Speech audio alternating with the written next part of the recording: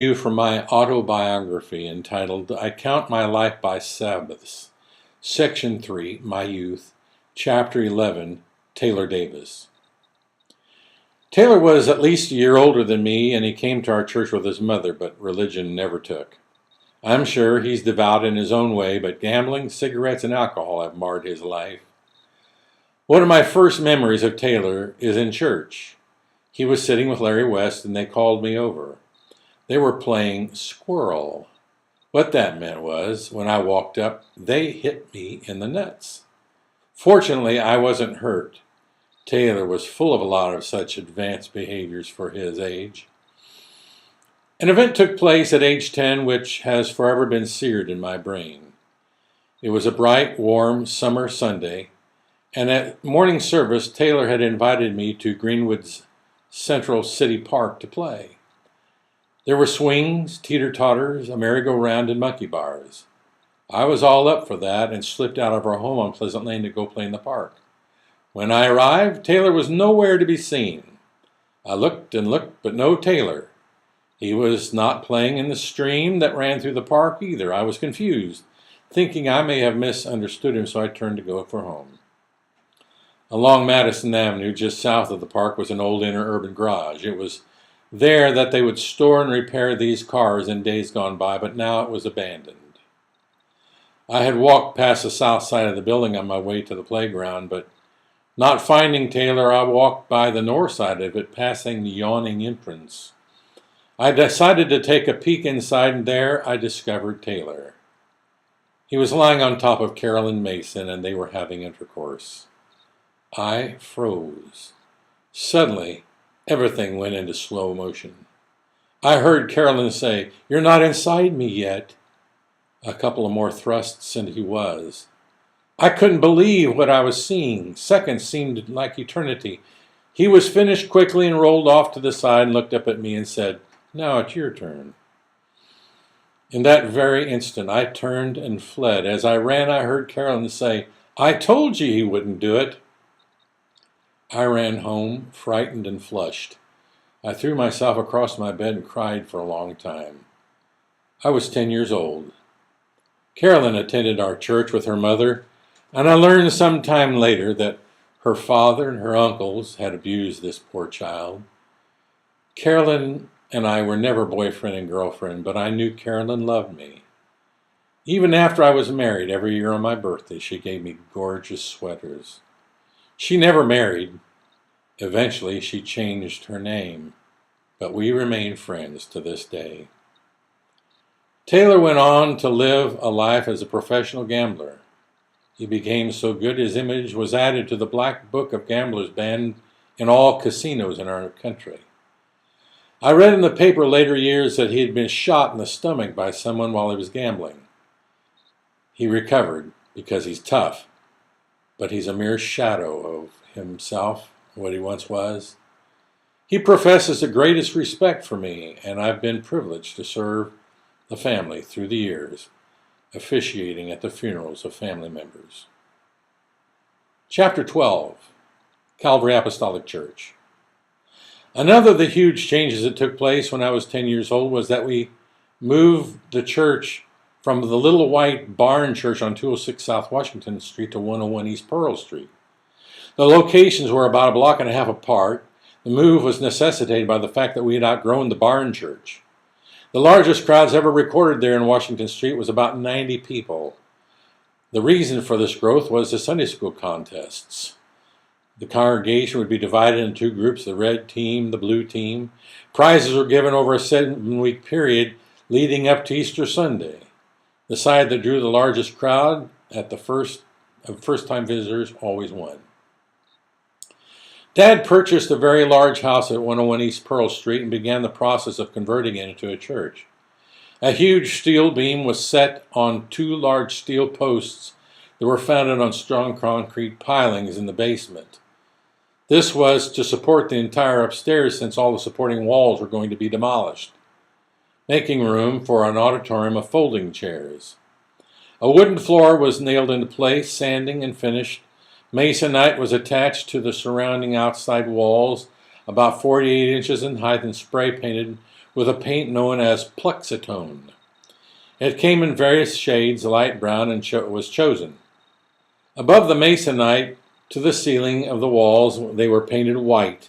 Window air conditioners were added, and all the clear glass was taken out of the 8-foot windows and changed to a kind of a green stained glass.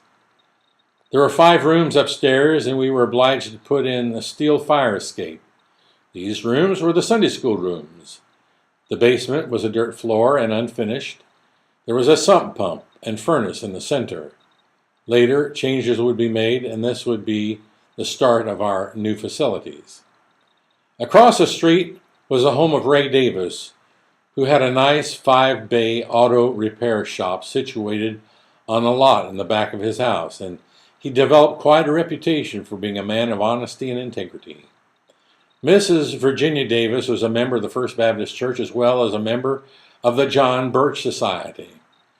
A half a block away lived the Tibby family. Catty corner lived the Babbitt brothers. They owned and operated a nice house that sold live bait, minnows and worms, as well as ice and sundry goods. There was an ice chest out in front in which they kept ice-cold sodas. They would sit on the porch with their bib overalls, rocking in their rocking chairs, collecting coins and everything they sold. Eventually, our church became crowded, and Dad had a fellow by the name of Jim Pugh, who had come to live with us, dig out the basement of 101 East Pearl Street. He didn't actually live with us, but he slept on a cot in the church as a kind of a watchman, and he used an empty paint can to relieve himself at night. A wooden ramp was built on the west side leading to the basement, and Jim pushed out hundreds of wheelbarrows of dirt into the back of a Sunday school bus, out of which the seats had been taken, and then dumped. On Sunday, it was transformed back into a Sunday school bus, and James Guffey and Chuck Cunningham operated the bus route. A large addition was planned and built on the back of the house of Bedford Stone. The contractor was Brother Glenn Craig from Edinburgh, Indiana. It was planned to extend the auditorium back about 20 feet with a men's bathroom and a women's bathroom. New cement steps and double doors were added on the west and served as a new entrance, and the church was growing at a pretty good clip with lots of new members. Those Sunday school contests played a significant role in this achievement. A footer for the new addition to the church was dug. That complicated our entrance and egress, and one night after service we were exiting out the back door to go to the parking lot. As people were picking their way through and over the construction, someone spotted a possum in the trench and yelled out a warning to everyone. Bill Cruz came forward, knelt beside the trench, and as I watched, he whipped his hand around in a circle over the possum's head.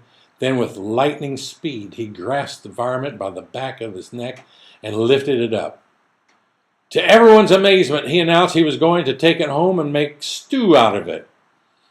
I have no clue whether that really happened or not, but Bill Cruz always insisted that possum stew is delicious. Given his rough manner and woodsman-like habits, it was believable to me.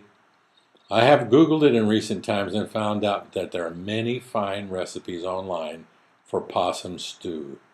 It's a southern delicacy. Chapter 13, My First Guitar. Because of the influence of James Guffey, I always wanted to play the guitar. My dad was glad because he envisioned I would someday be a preaching evangelist. And guitar playing was almost a must if you're going to be an evangelist. Of course, you had to marry a woman who played an accordion to make a good evangelistic team, so my dad was trying to weigh between getting a cheap guitar, if I wasn't serious, or an expensive guitar, just in case I was serious. So he began his search, and he brought a salesman to our home with a demonstrator. A demonstrator is an instrument that has been seen some use and is therefore discounted. It came in this white and gray guitar case, and when he opened it, it practically took my breath away. It was beautiful. Lying against the plush red interior, an electric, solid body guitar. It looked like it was made of mother of pearl on the body with 2 pickups, 4 dials, and a whammy bar. I was in love, so Dad bought it for me, along with a small amplifier. I never got guitar lessons. They were never offered to me, but left to learn from books on my own. I first learned how to play in the key of C. There was just 3 chords, C, G, and F. I'd spend time with my amp turned up, strumming away incessantly, switching back and forth between those chords. It drove my mom crazy. After a week or 2 of this, I felt I'm ready to play in church, so Dad helped me pack it all up and set it up next to the piano where my mom always played. As the song service got started, I'd mouth to my mom, "What key is this?" It was always the keys of G, A flat, B flat, but never C. With every hymn and every chorus, I'd ask her. When she'd tell me it wasn't C, I'd frown and shake my head in disgust. My father began to notice this, so as the order of the service changed, he strode to the pulpit and said, "Folks, my son has brought his guitar to church to play in the service, but he can only play in the key of C. Let's sing a song in C so he can play along."